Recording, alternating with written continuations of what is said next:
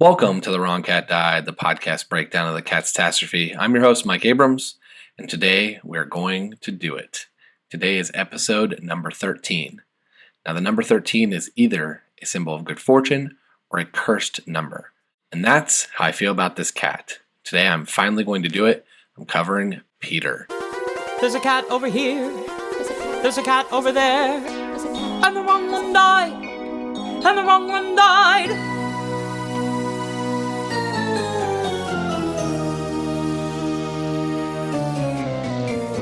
Welcome to The Wrong Cat Died, the podcast breakdown of the catastrophe. Today, we're going to talk about my best feline friend, Peter. Normally, I'd nickname Peter, but let's be honest, Peter doesn't deserve it. So here we go. Where to even start with Peter? Well, let's start with this.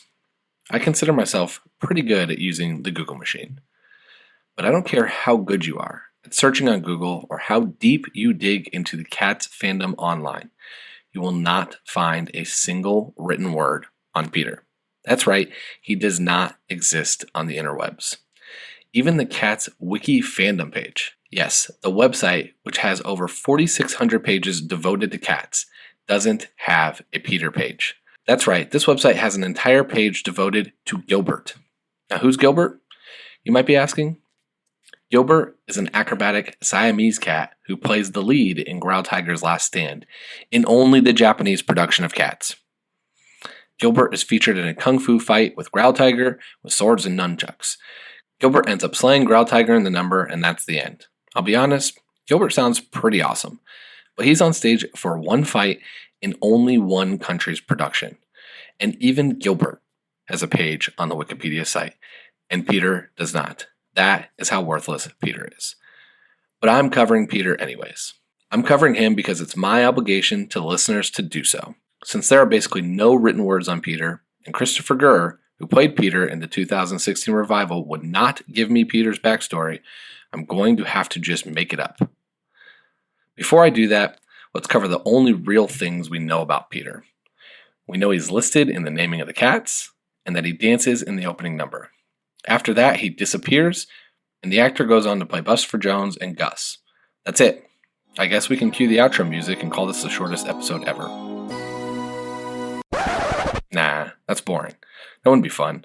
So let's make up some stories about Peter.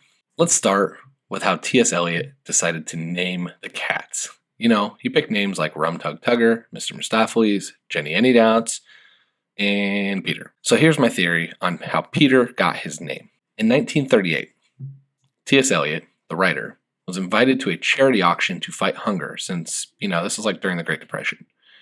Being a charitable man, T.S. Eliot decided to offer up a prize for the live auction.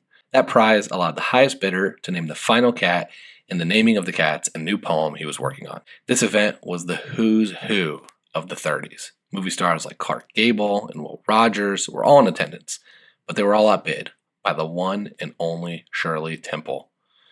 Many of you might not know this, but Shirley Temple was notorious for throwing away money on tax write-offs.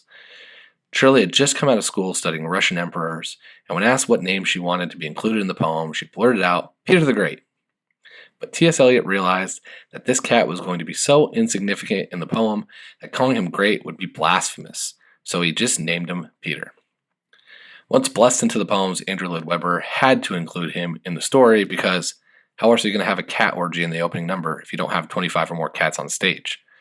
And after that opening number, Peter hits a fork in the road. And this is where I come in now. I want to give you 4 scenarios on what could possibly happen to Peter after he dances his one dance, with each scenario getting less and less plausible for what actually happens to Peter. So let's kick it off with my first theory. And this is what I actually think happens to Peter. As we know, Peter is here for the orgy and the naming of the cats.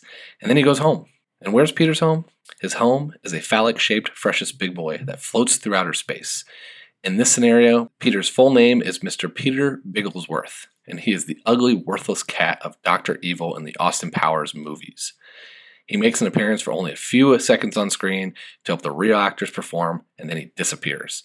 He's completely forgotten about and nearly dies a bunch of times, except, in cats, dying is a positive thing, so maybe he just becomes a distant memory. Get it? Memory. Nailed it.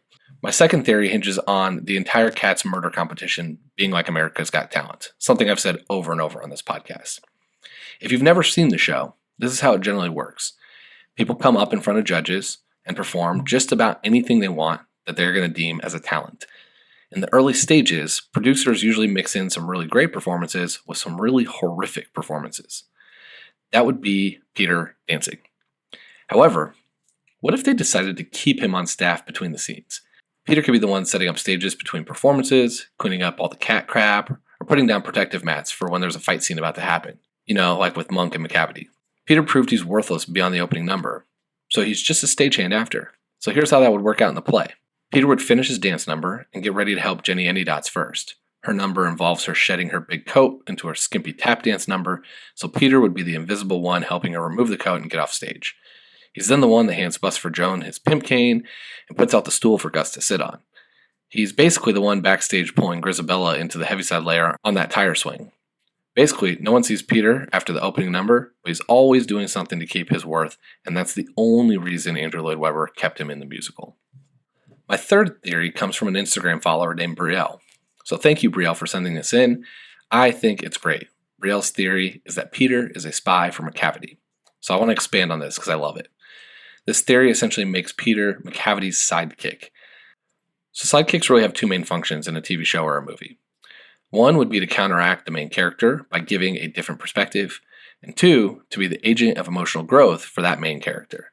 Now, this takes a little liberty that we're going to call Macavity a main character. But, assuming that these are both true, here's how I envision Peter's storyline going behind the scenes of Macavity. After Peter finishes dancing in the background unnoticed, he follows Macavity around as Macavity hatches out all of his evil plans. Peter is the snitch telling stories in Macavity's ear. He's saying things like, "I saw Monk and Demeter behind the trash cans getting frisky. Want me to take care of him, boss?" Unfortunately, Macavity's busy breaking every human law and ignores Peter. Basically, Macavity is not there. Macavity will never be Batman, and Peter is only Robin in spirit, meaning he's never going to get his own movie. The reality is, Macavity and Peter are more like Pinky and the Brain, with Macavity being a smart but devilish cat, and Peter being the dimwit that becomes lovable just because of how worthless he is. And you know how every Pinky and the Brain episode ends? It ends with him failing. Just like Macavity failed to beat Grizabella, and Peter failed to even get a page on the Wiki fandom site, a site that covers everyone, including Gilbert. My last theory is my most blasphemous, but also my favorite. And I'll dig a little bit deeper into this in the rumor mill. But here's my teaser. There's one Peter parallel that I doubt was intentional, but still raises an interesting question for me. So as you know, Peter is one of Jesus' 12 disciples, and St. Peter guards the gates of heaven.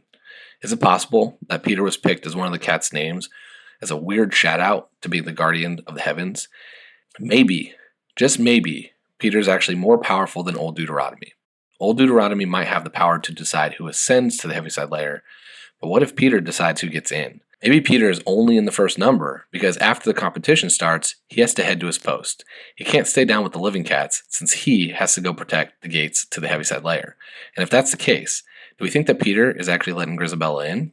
I'm going to dig deeper into this later because I have a theory on how this actually unfolds. But this is my favorite Peter question, so stay tuned.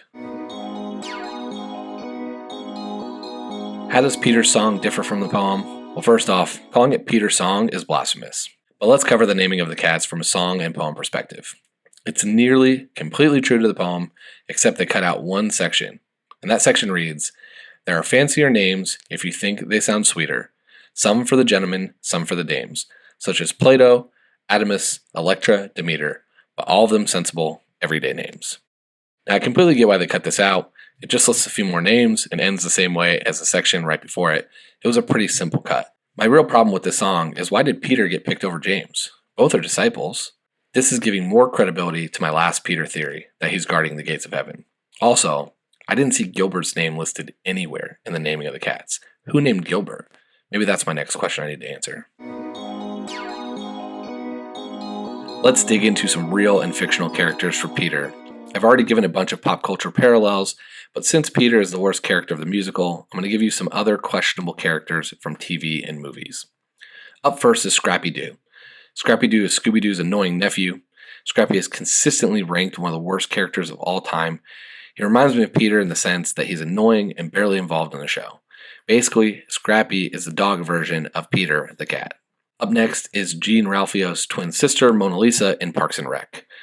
Mona Lisa lacks any work ethic and takes naps all the time. Even her own twin brother calls her the worst person in the world. She's constantly drinking and doing drugs and is only in 7 episodes.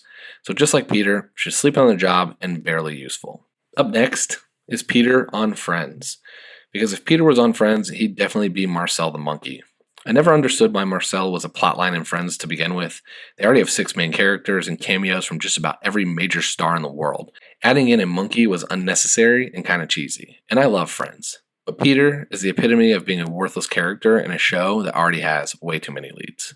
And last but not least, Peter is either Nikki or Mikey on Good Morning Miss Bliss. If you don't remember Good Morning Miss Bliss, you might remember the show it became, Saved by the Bell. Saved by the Bell became a cult classic that went on for years and years, creating infamous characters, kind of like cats. Well, just like Peter, Nikki and Mikey were there in the beginning and then disappeared without any explanation during the rest of the show's history. I guess we can say Nikki and Mikey are Peter and Gilbert. Welcome to the internet rumor mill. Seriously, there isn't a single written word on Peter, so I have nothing to base any of this off of. So I apologize that this section is shorter than normal, but I promise to dig into that one theory a little deeper. But before I do that, let's start with the astrology sign. I don't have my handy cat's astrology sign page, because remember, Peter does not exist on the internet. So I had to do my own research into what sign fits Peter based on cat's astrology. Here's my best guess. Peter is a Libra. Why a Libra? According to Cat Time, which has an incredibly detailed breakdown of cat's astrology signs, a Libra cat is indecisive, often starting projects and not finishing them. That sounds just like Peter, who starts the show but doesn't finish it. So I'm deeming Peter a Libra.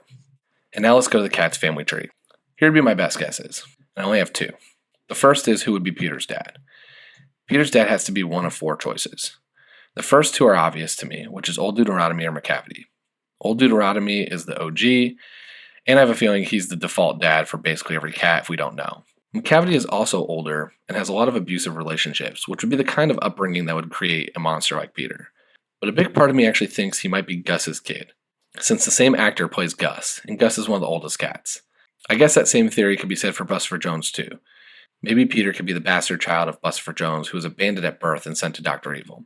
Either way, those are my 4 guesses. Now my other cat's family tree theory stems from what I teased earlier. Let's do a little math. If Peter truly is the guardian of the Heaviside Layer, and Grizabella does die at the end of the show, despite me not liking it, that means that Grizabella and Peter meet at the end of every night. Now let's add in something we learned in Grizabella's episode 10. In that episode, we learned that there's a potential baby Grizz in the opening number, but baby Grizz is only in that opening number. Logic makes you think that Andrew Lloyd Webber needed bodies for his dance orgy, but I think that Peter brings baby Grizz down to dance in the opening number as a foreshadowing for each night. That's right, think about it this way. Each night the show starts with baby Grizz, who is the ghost of the dead Grizabella, and Peter, who's the keeper of the Heaviside Layer, dancing with all of the potential contestants. Peter is basically the ghost of Catsmas past, showing a young Grizabella her future. Peter and Grizz are actually translucent the rest of the show, as Peter explains to Grizabella each cat's audition and why she ultimately wins. So I'm putting this out there right now. If cats ever want to do their own version of Wicked, where Grizabella tells her side of the story, Peter showing Grizabella around would be the perfect story arc to follow. Theory over. Okay, I lied. I got one more rumor. I'm assuming Peter is Gilbert's brother. Let's dig into Peter's YouTube comments. Since Peter doesn't have a song, I had to go with the naming of the cats, and there's not a whole lot there. So here's what I found. Ian Duty. Now look at your cat looking at you. I don't know why Ian's comment made me laugh, but it did. Parker Erich. Why does this feel like I'm being initiated into a cult? Well, Parker, it's because you are. Welcome to the Jokel Tribe. Daniel Hammonds. There's one character in the scene that wasn't in the rest of the musical. Well, Daniel, there's actually a couple, and one of them is Peter, so thanks for noticing. And last but not least, the Terminator.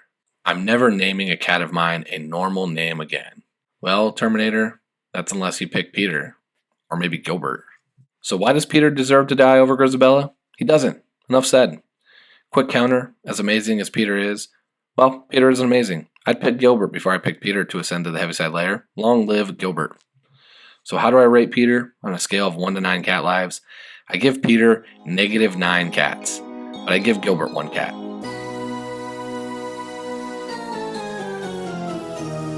Thanks for listening to episode 13 about Peter on The Wrong Cat Died, the podcast breakdown of the catastrophe. To follow along, you can subscribe on Apple Podcasts, Spotify, Stitcher, or anywhere else you listen to podcasts. Follow us on Twitter and Instagram at The Wrong Cat Died, or check us out on our website, thewrongcatdied.com.